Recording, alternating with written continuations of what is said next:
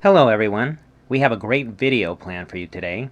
In this presentation, we will explore Mexico's Day of the Dead. We'll explore Mexican views on death, the imagery of skulls, Catholic influences, funeral practices, and how ancestors are honored through Dia de los Muertos, Day of the Dead. We will also address how the holiday's development has led to this tradition of honoring the dead, which instills a sense of community and family loyalty within the Mexican culture. We will cover 4 areas of interest: religious development, attitudes on death, development of the holiday, and the celebration of the holiday. Religious development.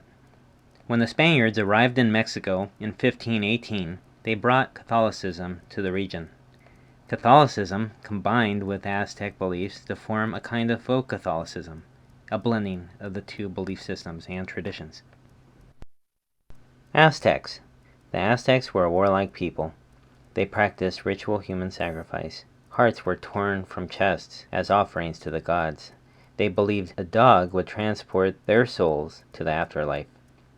Yellow flowers, marigolds, were associated with death. Death rituals included the use of marigolds, presence of skulls, exhibition of the dead, and displays of blood. Spaniards brought Orthodox Catholicism to Mexico and the Aztecs, parading statues of Christ with blood pouring freely from open wounds. They also brought an alphabetical writing system to Mexico and took oral narratives of Aztec history and folklore. Therefore, the integration of Spanish Catholicism and Aztec rituals was facilitated by 2 common denominators: violence and martyrdom. These common denominators made possible the blending of the 2 cultural belief systems. Evolution of worship. The pagan Aztec gods morphed into Catholic saints. Tlaloc became Saint John the Baptist, Quetzalcoatl became Saint Thomas the Apostle, and Tonantzin became the Virgin Mary, later the Virgin of Guadalupe. These Aztec gods were similar enough to the Catholic saints to become accepted in place of the original deities. The Catholic Church. Today, most Mexicans and Mexican Americans are Catholics. In Mexico, 89% are Catholics. In America, 63%. In regard to their beliefs on dying, before death, everything possible is done to bring the priest to the bedside of the dying to receive the last rites. For funerals, most opt for a traditional Orthodox Catholic funeral service. Religious preferences in Mexico as of 2009 are as shown in this chart: 89% Catholic, 6% Protestant, and 5% other.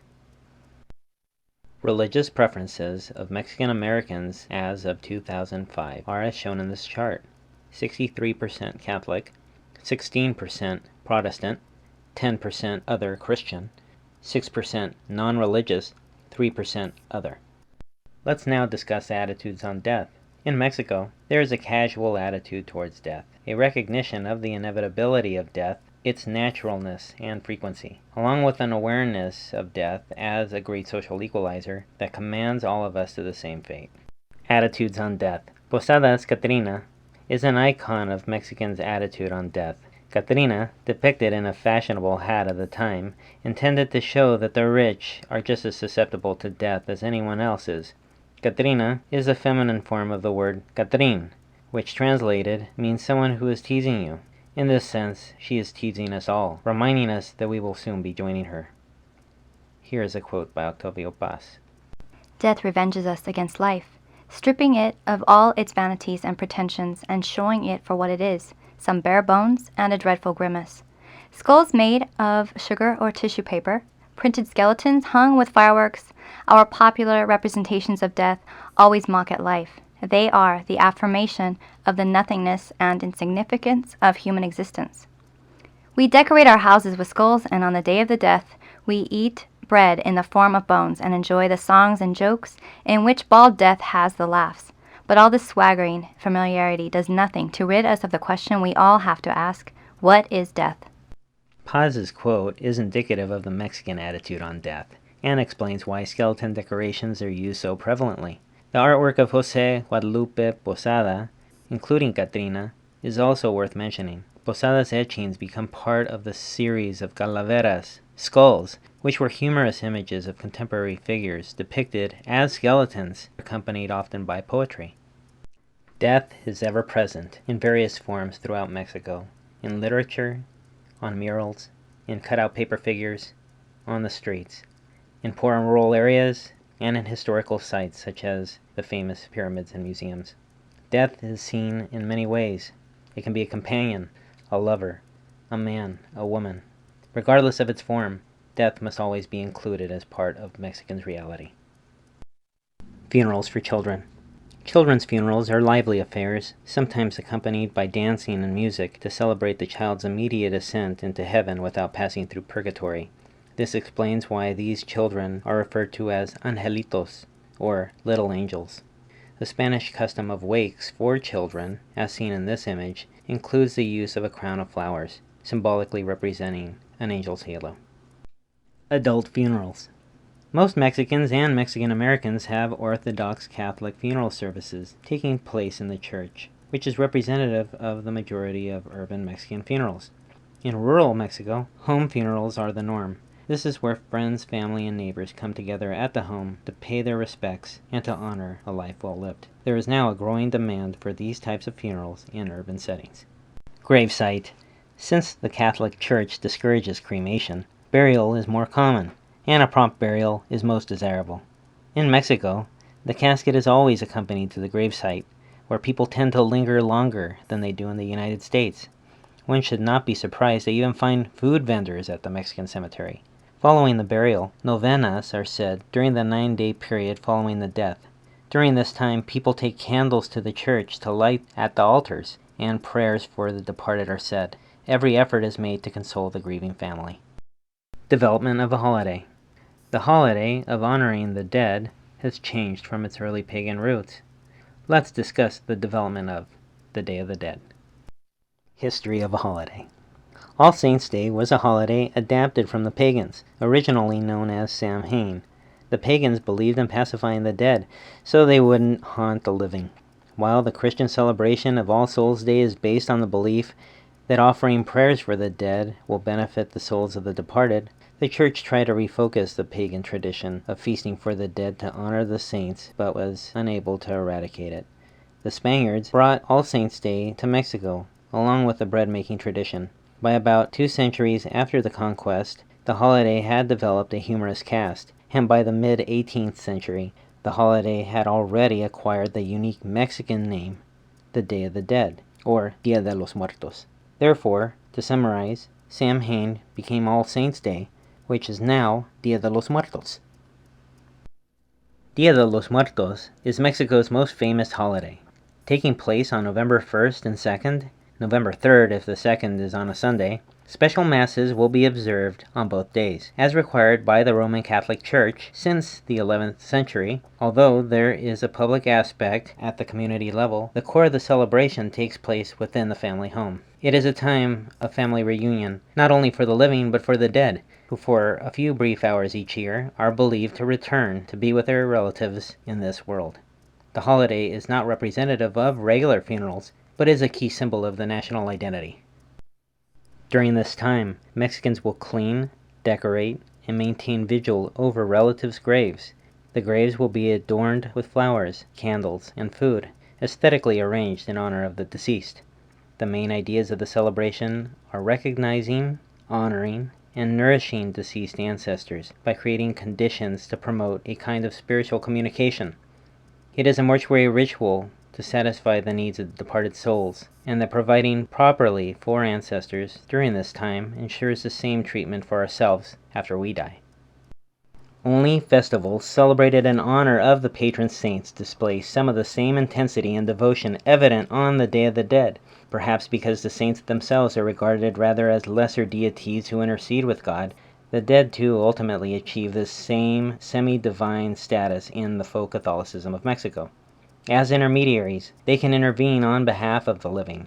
The returning souls come as spirits who have returned from another world, which for many is very like this one. These worlds of the living and the dead exist in a permanent state of interaction. Preparation for the holiday takes place earlier in the year. Items for celebration are collected throughout the year or beginning in September. In this image, paper decorations are made for the holiday. Here we see items such as flowers, bread, and candy being purchased for the holiday.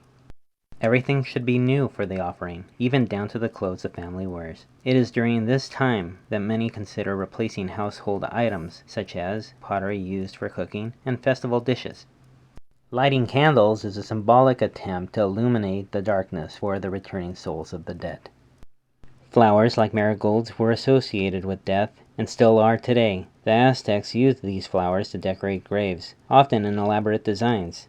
Mexicans still adorn and cover graves with them. Often paths of marigolds are strewn from the altars to the doors of homes to guide the souls to the feast. The flower paths also lead from the door of the home to the cemetery, thus ensuring that the souls find the offering and that the souls find their way back to the cemetery, because if they lose their way, they might remain in this world to trouble the living. Here are some flower coverings over graves. The graves are cleaned, raked, and weeded. Fresh flowers are set out, and other decorations are placed on these graves. As you can see, children are fully incorporated into these proceedings to give them an understanding of how to provide for their ancestors. In this way, children are socialized early to accept death in a very informal way. Pictured here are some families posing at their loved one's gravesite after having completed the cleaning and decorating process. Notice that they are not sad, but proud, and even happy. They look forward to showing their deceased loved one how much they care. In Mexico, music is prevalent in honoring the dead. When someone dies, there is music all night long in the dead person's home, and music at the burial as well. For the festival, it is a mixture of solemnity and gaiety, which is expressed through music as well as in plays and art exhibits. The ofrenda, or altar, is central to the holiday. They are set up to provide access between heaven and earth. Found in homes, at church, and outside the cemetery, the sights, smells, and colors are designed to attract the spirit of the deceased ancestor home. Whatever pleased the dead in life, they are to have once again in death. Such offerings consist of breads, candles, candies, and drinks. Families can either prepare or purchase such items.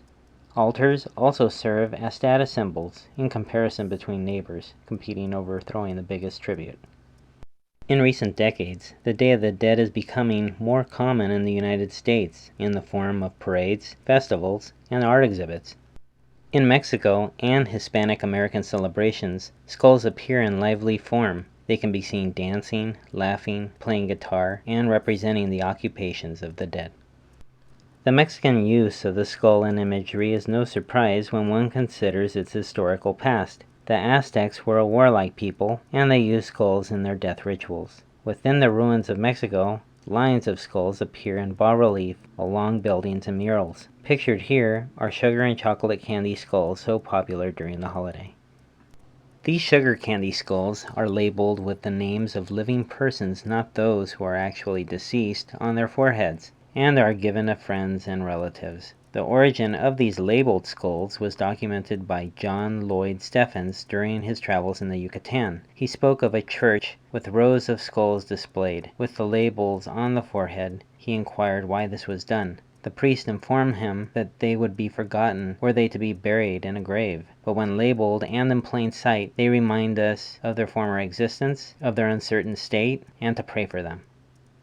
Pan de Muertos, or the bread of the dead, is baked in the shape of a skull and crossbones design. Although some shapes are different, each village has its own characteristic bread of the dead. The bread is one of the most important items taken to a cemetery. The meal is left on the grave of a loved one, and their spirits are expected to come out and feast. After the spirits are satisfied, the family takes whatever is left home, or they eat it at the cemetery. Sometimes the church even comes to collect food for the needy. This varies from village to village, but generally a large picnic takes place at the cemetery.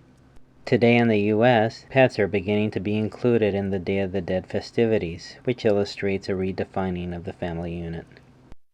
To know when shall never be forgotten must be of some comfort to people facing the inevitability of their own death. The Day of the Dead is a true reflection of respect, remembrance, and honor of loved ones who have passed. We hope you have enjoyed this introduction to Dia de los Muertos. If you have an idea for a program or would like to learn more about Village Memorial, you can find us on the web at villagememorial.com. Thanks for watching.